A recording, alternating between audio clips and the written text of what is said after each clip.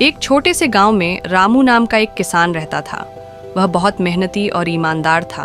उसके पास थोड़ी सी जमीन थी जहां वह खेती करता और अपने परिवार का पालन पोषण करता। हालांकि रामू के पास धन दौलत नहीं थी, लेकिन वह संतोषी और खुशमिजाज इंसान था। संघर्ष का समय एक साल गांव में बारिश बहुत कम हुई। रामू की फसल सूखने लगी। उसे समझ नहीं आ रहा था कि वह परिवार का पेट कैसे भरेगा। खेत में मेहनत करने के बावजूद फसल अच्छी नहीं हो रही थी। रामू ने हार नहीं मानी और सोचने लगा कि क्या किया जा सकता है।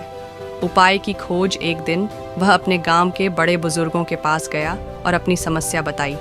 बुजुर्गों ने कहा, रामू, मेहनत और धैर्य रखो। भगवान हर किसी की परीक्षा लेते हैं। अगर तुम पूरी ईमानदारी से काम करते रहोगे तो तुम्हारी मेहनत ज़रूर रंग लाएगी। रामू ने बुजुर्गों की बात मानी। उसने पास के जंगल से खाद और सूखी लकड़ियाँ इकट्ठा की और अपनी ज़मीन में डाल दी। इसके अलावा उसने बची हुई फसल को बेचकर बीज खरीदे और अपनी ज़मीन पर मेहनत करने लगा। ईमानदारी का फल कुछ महीनों बाद रामू की मेहनत रंग लाई।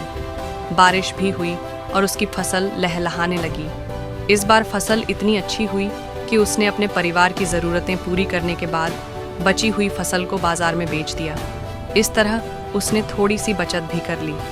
गांव वालों के लिए प्रेरणा रामू की कहानी सुनकर गांव के दूसरे किसान भी प्रेरित हुए। उन्होंने रामू से खेती के नए तरीके सीखे और मेहनत करने का सबक लिया।